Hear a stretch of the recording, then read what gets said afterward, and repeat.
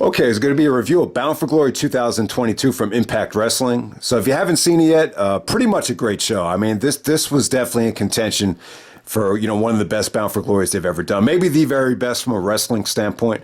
I would say that, what their earlier TNA Bound for Glories have on it, specifically ones like 2007 and 2008 when they moved out of the Impact Zone. Those definitely had a much better atmosphere.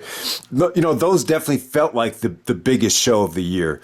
And obviously you have more star power back in the day with, guys like Kurt Angle, Sting, Booker T, AJ, Christian. Definitely have more star power back in the day. But, from a wrestling standpoint, man, this was great stuff. I mean, the X Division opener was exactly what you would have wanted it to be. The Machine Guns I thought delivered. I thought the Machine Guns and Kingdom had a really good tag match in the middle of the show. I didn't really care for the intergender Call Your Shot Gauntlet match. It's kind of like a mini little Royal Rumble with 20 guys in it. Last year, I thought it really brought the show down. It got more time than anything. This year's, it wasn't as bad. It was entertaining, but, I just wish they would do it on, maybe a Victory Road or one of the Impact Plus pay-per-views. But I get why they do it here. They probably want to put everybody on the show so everybody could get that pay-per-view payoff. Maybe that's why they do it. But yeah, it was definitely a step up from last year's Bound for Glory, easily. I wasn't a huge fan of last year's, with how they executed the aftermath of the main event with Moose, winning the belt from Josh Alexander. But they played off of it really nicely here. It was pretty creative. It was a nice little swerve. So yeah, this double main event was great too. You ended up having one of the best women's matches I think we've had in the United States in quite some time. I think you might have to go back to like Bayley and Sasha to find a better women's match than this. I think this was better than, any non-gimmick match that AEW's had so far. I've even put it above the Britt Baker Thunder Rosa Lights Out match. It was that good. So if you haven't seen it yet, the women's match is the match of the night. Jordynne Grace versus Masha Slamovich. Amazing stuff, but we'll get to it. And, Josh Alexander, Eddie Edwards, a great main event from Eddie. I was a little bit skeptical at first, because Eddie's not in he's not in 2011, best in the world shape anymore. He's definitely kind of let himself go. But, the style of match that they had, conditioning sometimes in wrestling, when you kind of alter the pace, it's a little bit overrated. And, the kind of match they had, it was very hard hitting. It was more like a pro wrestling Noah, really, really hard, hitting type match where, you didn't really need Eddie to be in amazing shape. He's still an amazing wrestler and he still got the job done. And, definitely better than Josh's match with Christian, better than Josh's match with Eric Young from Slammiversary. The Shelley match is a little bit different. That was a little bit more submission and wrestling based. This was just more brutal, a little bit more hard hitting than that. I think Eddie and Josh really got the job done. I thought it was a tremendous main event. Great double main event. I mean, it'd be hard to find a Bound for Glory main event that was better than 2022. So, all right, let's get right into it. So, I definitely thought this was worth the money. $40. I actually used a gift card to pay for this at Fight. So, I'm a little bit skeptical, when it comes to paying for things with a debit card because, I don't want to lose my bank account and end up like Coca Cabana. So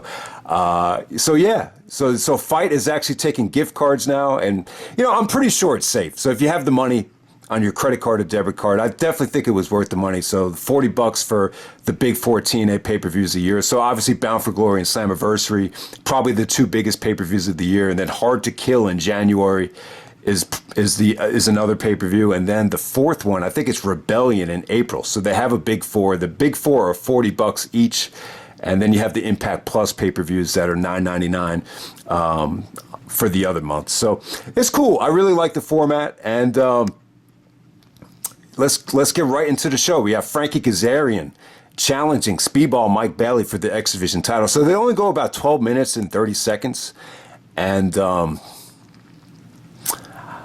I got to say, they packed in a lot of action for that amount of time. I mean, they didn't waste any time. Frankie he's old, man. He's a lot older than Speedball, but Frankie looked good here, man. I thought he looked in good shape. He was able to keep up with Speedball here. There was no botches. There was really nothing to complain about here. I mean, his strategy was just to ground Speedball and, take away the rapid fire kicks, take away his, high flying offense and just try to ground him with the cross-face chicken wing. But overall, man, I thought they really clicked. It was a great mix of high spots and great counters from Speedball to the cross-face chicken wing, and they gave you a lot of high spots too. The execution of Speedball's moonsault came out of nowhere. That was cool. Frankie actually hit the ace crusher when he propelled Speedball back into the ring. I thought that was awesome, and probably the highlight of the match. They kind of borrowed an RKO out of the Randy Orton playbook with Frankie actually countering the Ultimate Weapon into a cutter, is what they called it. And that enabled Frankie to hit the crossface chicken wing for the submission tap. And I liked it. I liked Speedball tapping out here. I think it felt a little bit predictable to have Speedball win this thing. So unpredictable finish. You would think the older veteran would probably put over the younger talent. But what this does is it really frees up Speedball to challenge Josh Alexander down the road. So, Speedball could always win it back if you want, because, Josh is going to do some other things, before he gets to that point. But, yeah, I thought this was an awesome way to start off the show. It only went 12 minutes and 30 seconds, but, they really didn't, waste any time. It was really, really captivating stuff. All right, next up you have Mickie James taking on Mia Yim. This is a career-threatening match. If Mickie James had lost, she was going to retire from in-ring competition. So Mickie goes over. You saw a lot of desperation from Mickie here. She kind of went back to some of the lesbian and bisexual tendencies with actually kissing Mia. She didn't do anything dirty like she did to Trish, but it was cool. It was cute.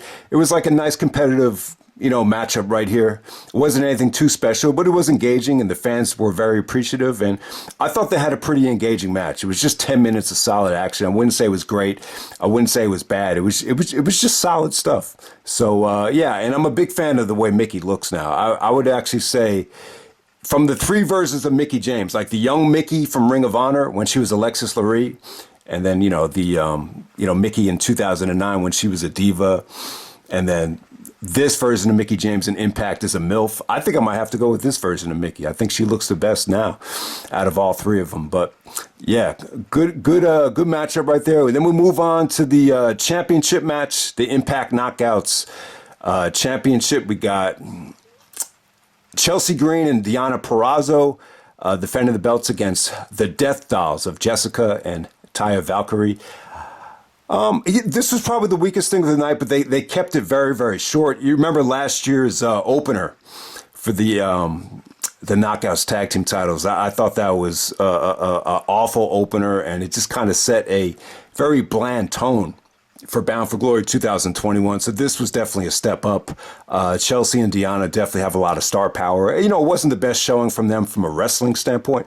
Would definitely love to see Deonna against Jordynne Grace in the future. I'm sure they wrestled before, but, given how much momentum Jordynne Grace has now, I would love to see that down the road. But yeah, I thought the Death Dolls were pretty over. The finish got a really good reaction. And this was short and sweet and pretty enjoyable for the most part. So good stuff there. Next up, you had the Impact World Tag Team Championship match. You got the Motor City Machine Guns taking on the Kingdom of Matt Taven and Mike Bennett. Maria was out there. She played her role really nicely. I got to say, so if you were disappointed in the Machine Guns from All Out, they kind of put him in that 6-man tag, which, kind of felt like filler looking back on it. This was a much better showing from them. They really went into depth about how the Machine Guns have been tagging up for 16 years now. So they started tagging around 2006, 2007 when they were like 24 years old, and now they're 40. But, they still have a lot of gas left in the tank, Sabin and Shelley. I mean, they're really awesome wrestlers. Sabin is probably one of the more underrated wrestlers in the history of the company. I mean, I just saw that match with Samoa Joe that he had at No Surrender. That's such a fucking good match. And, Sabin was awesome here. Shelley's more of the technician. Sabin's more of the high flyer, but together it's just a beautiful blend. I mean, they just have such breathtaking offense. They actually combined the shell shock with the drop kick for one of their finishers here. So they ended up hitting just a lot of good stuff from them. Lots of hot tags, just lots of good action from the Machine Guns. But yeah, I gotta say, man, Matt Taven and Mike Bennett, looked good as well. I got to say, Matt Taven was awesome here. He's really gotten a lot better. You know, the females are really into him as well. Some female had a sign that said, "I'm a Matt Taven girl." I guess maybe because he looks like Pauly Shore. I don't know what it is, but yeah, this was cool stuff. Really dramatic. They kind of borrowed the King of Trios finish. I think they even did this finish back at Final Battle with the Briscoes. So yeah, definitely not as good as that Briscoes match against Taven and Bennett from Final Battle, which a lot of people thought that was going to be the last Ring of Honor show ever. I definitely thought that was the better match, but this was still good though, and they played off of that finish. I think that King of Trios finish with the Young Bucks, I think the Bucks actually super kicked Maria, and they ended up losing to the Bucks. Or no, the Bucks ended up losing that match at King of Trios. With this one, Bennett accidentally hits his wife with the super kick, and it's actually Taven, that Schoolboy's Bennett, gets his feet on the ropes and gets the victory right there. So it was cool. It looked like Maria really sacrificed for the team, and the Kingdom actually win and retain the tag team championships. So good stuff there. All right, so next up we had the Intergender Call Your Shot Gauntlet match. Okay, Bully Ray actually won this thing. Bubba Ray Dudley, Bully Ray, if you remember him. Yeah, so I wasn't a huge fan of this thing once again. Definitely would say it's a step up from last year. Eric Young pretty much lasted this whole thing. He lasted more time than anybody. Trying to think of some of the highlights here. You actually have Bully Ray and Taylor Wilde, you know, actually kiss each other, and Bully actually says to Taylor Wilde, "Go get the tables." And so it was, the interaction between Bully and Taylor was definitely the highlight of the match, I would say. And then the other thing is they had an ECW nostalgia segment. They showed Raven getting inducted into the Impact Hall of Fame, which is cool. He was actually inducted by Tommy Dreamer.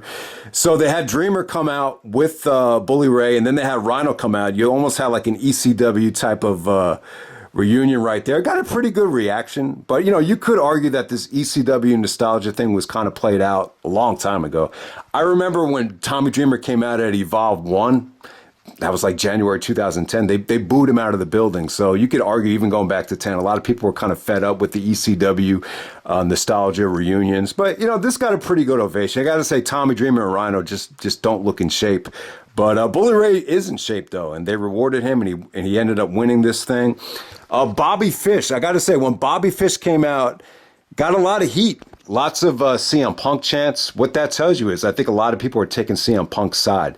Me, I'm a little bit neutral on it. I just find the whole thing very frustrating. I just think it's time to bring everybody back. You see how much he's hurting some of the AEW shows with just a lack of, I wouldn't say lack of talent, but, you know, I don't know. It feels like people are more interested in talking about the behind the scenes of AEW than what's actually going on in the ring. So I just find it very frustrating. But yeah, Bobby Fish got a lot of heat.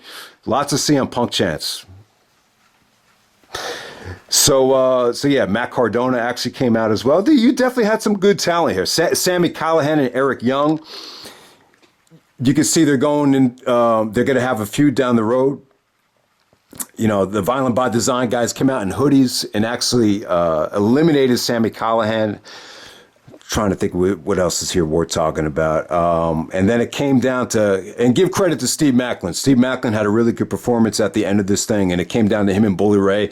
When it comes down to one-on-one, it's just a pinfall to end this thing. So this is kind of paying homage to the first ever TNA show, I believe. I believe the first ever TNA weekly pay-per-view main event. You know, it was this type of format, Royal Rumble type of format, and then Ken Shamrock actually won by submission to end the first TNA pay-per-view. So that was cool. You know, I'm not a huge fan of having it at Bound for Glory, but you know, I didn't realize it until now. They're really paying homage to the first TNA main event, so that's pretty cool. All right, and then we get to the good stuff. The double main event. We got Jordynne Grace taking on Masha Slamovich. They didn't get too much time. It felt like they got a little bit more time than this. So it only goes about 16 minutes. But I'll tell you, man, much better showcase for Masha Slamovich than at PWG 19. I was expecting a lot out of the PWG 19 match because they put her on the cover. And, you know, apparently the live reviews were a little bit, you know, overhyping that show. And I think a lot of people expected more from it, but this was beautiful stuff. I mean, she's an amazing wrestler. I probably said this before, but she kind of reminds me of Luna Vachon. When she came out, she was paying homage. They actually said she was paying homage to Bull Nakano just by her entrance. So you could definitely tell, man, she's very seasoned. She's one of the best women's wrestlers, I think, in the world right now. So her and Jordynne Grace put on a classic.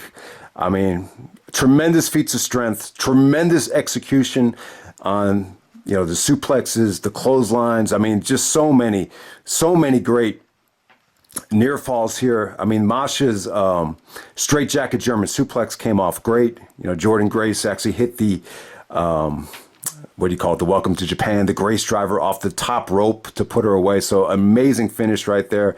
And I got to say, man, just execution wise, just as in terms of, the strength that Jordynne Grace shows, it was just an incredible matchup. So if you haven't seen it yet, definitely check it out. I would actually say this was the match of the night.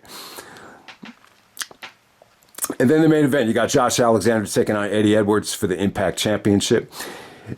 So I'll tell you, I think Eddie's look right now, I think it does hurt him a little bit.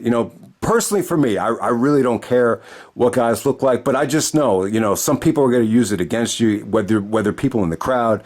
Obviously, someone like Vince McMahon, he's very picky about physiques and looks. So, when I mentioned that Daniel Garcia should probably, I just think he needs to work on his look. It's not so much about the conditioning and the way his physique is. It's more about just the presentation and, maybe ring attire with a guy like Garcia. With Eddie Edwards, too, it's more about the ring attire. It's like, so he has to wear a shirt now, which is fine. Someone like Kevin Steen could get away with it because he's got super charisma. But, someone like Eddie, we've seen Eddie before look in amazing shape. So you just say to yourself, like, what happened? Like, why did he let himself go? And I don't know. I'm just not a big fan of Eddie's ring attire. And I definitely think it kind of hurt, the atmosphere of this match. The atmosphere at first, it took a while to get going. They really had to win the fans over. But I'll tell you, man, awesome stuff from Josh and Eddie. The build up here, really not much of a build up. Eddie did say he wants to put a knife into Impact Wrestling and turn that motherfucker and really talked about, putting a dagger into Impact Wrestling. But, the feud pretty much was just them putting each other over. Josh was talking about how Eddie was GHC champion in Noah, trained by Kabashi, Misawa, Kenta Marufuji. Really went into depth about Eddie's Japanese background. And then Eddie was just kind of putting over Josh throughout the rest of the thing, too. So it had a very respectful build-up, I would say. But, yeah. Once they did win the fans over, I thought it was awesome stuff. I mean, this is one of the stiffest matches that we've seen in quite some time in Impact Wrestling, without a doubt. They actually took apart the mat on the outside, so you had the basketball court exposed, and Josh took some pretty nasty bumps from Eddie on there. I mean, there was some really cringeworthy suplexes here. There was a transition into an Alabama slammer. It was like a running Alabama slammer into the turnbuckle. So I don't know why they still call it that, but I guess because Bob Holly used to use it and he's from Alabama, it became the Alabama slammer, and it still kind of holds up. I know JR still calls it that too, but it'd be cool if you could find another name for that move. But hey, since Bob Holly's the one that started doing it, it's pretty cool. But yeah, some nasty Germans from Josh here. Josh actually teased that WrestleMania 21 spot, that Shawn and Angle did, where it looks like he's going to suplex him into the announce table. But he didn't do that. But there was a sequence of Germans where Eddie's just trying to run away from him. And Josh, when Eddie's running out of the ring, Josh gives him a deadlift German on the edge of the ring apron. Then he gives him another one on the mat, and then another one on the ramp. So it was like a trifecta of German suplexes. All were in like different spots. So that was pretty cool. I don't remember Angle or Benoit ever doing that. So yeah, I mean, and pretty good submission work too. I mean, the transition into the Styles Clash and then into the ankle lock was dope. Josh actually blocked a Insecurity into an ankle lock. right by the top rope. That was really cool. I mean, I don't remember ever seeing that. An Insecurity, Josh is actually on the top rope, and Eddie goes for an Insecurity, and he puts him in an ankle lock from the top rope after the Insecurity. So that was cool. That was really different. Eddie actually did make Josh bleed. He threw a bunch of knees. What does he call that knee? He calls it the Boston Knee Party, because Eddie Edwards is from Boston, so he's calling it the Boston Knee Party. And all right, so I think it was right after the Insecurity. He hit him with a couple of knees, but the one right after the Insecurity, Josh's nose was bleeding like a fountain. It was bleeding like crazy, man. I mean, it wasn't as bad as the Cena one. I remember when Rollins gave a knee to Cena. Cena's nose went. It actually went into a different place, and he had to get surgery on his nose, like plastic surgery. So obviously it wasn't that bad, but his nose was bleeding like a faucet. So that was really crazy. I remember Al Snow saying in Tough Enough, he said, "Don't throw a knee unless I tell you to." So yeah, throwing a knee and executing it without hurting somebody, it's got to be one of the toughest things to do in wrestling. So I mean, but yeah, other than that, man, just a lot of nice transitions, man. A lot of great suplexes. From both guys. I mean, there was one sequence where Eddie goes for the Fisherman's Buster off the top rope, and then he goes for the Die Hard. Josh transitions into the Spike Pile Driver, and then the Honor No More guys come out. I mean, that's the one thing about this match I could have done without the interference, but because they wanted to kind of tease you and play off of last year's event, it kind of makes sense looking back on it. So when Josh hit the Spike Pile Driver, the Honor No More guys actually broke it up. But yeah, once they got back once they went to the back, they didn't really get involved with the actual finish of this thing. And trying to think of how this thing really ended. Josh ended up hitting the Spike Pile Driver once again. But yeah, it was great stuff, man. It was definitely a war. It really was. I got to say, I was impressed with Eddie. This is really one of the first times I've seen Eddie in Impact. And it's funny, this is his, I guess Saban has the record with 12 Bound for Glory matches.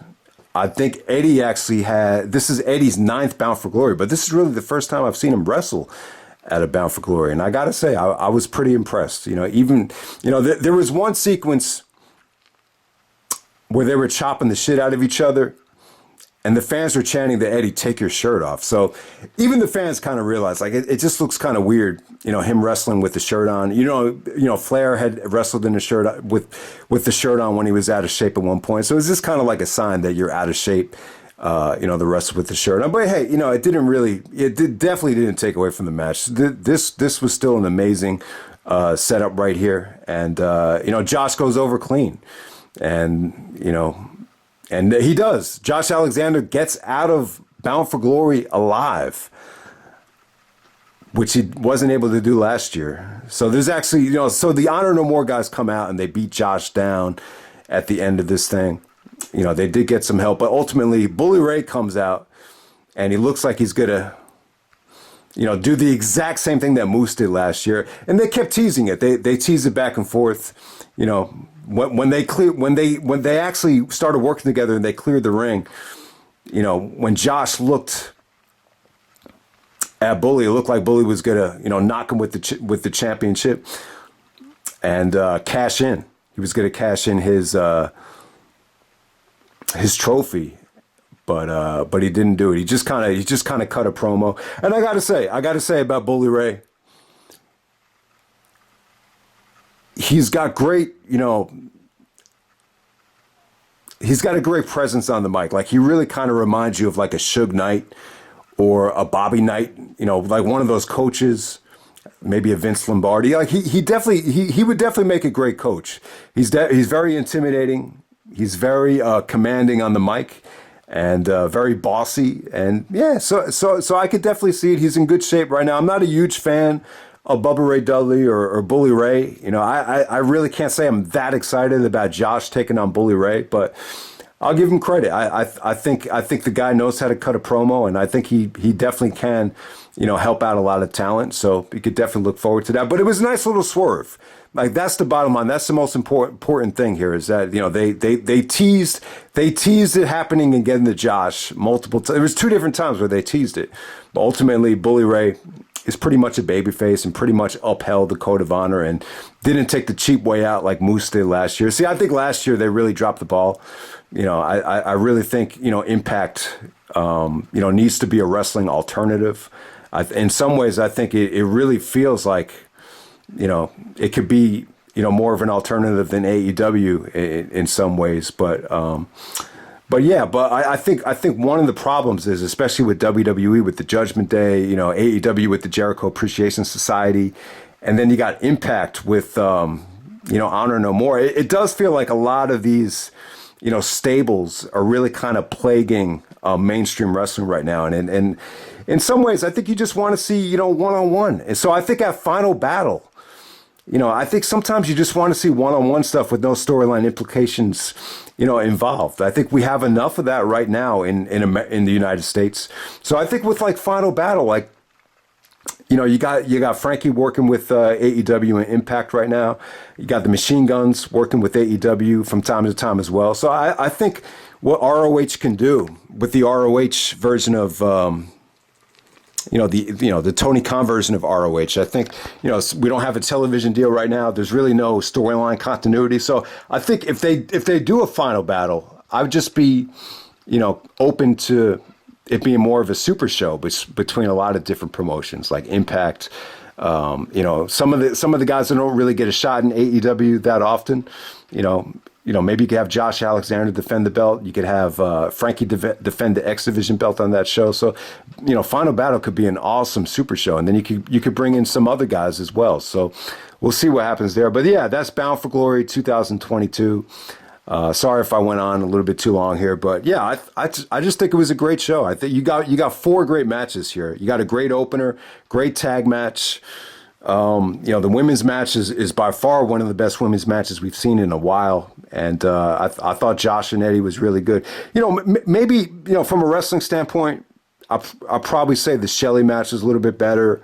And, maybe Josh's Iron Man match with TJP was a little bit better. But yeah, the Josh match here with Eddie, I would definitely say it's a step up from the Christian match, a huge, even a step up from the Eric Young match was spectacular as well. But yeah, overall, Bound for Glory 2022, I think it blew away last year's show. And, I think from a wrestling standpoint, it's probably one of the best Bound for Glories of all time. So that's pretty much it. And I'm out.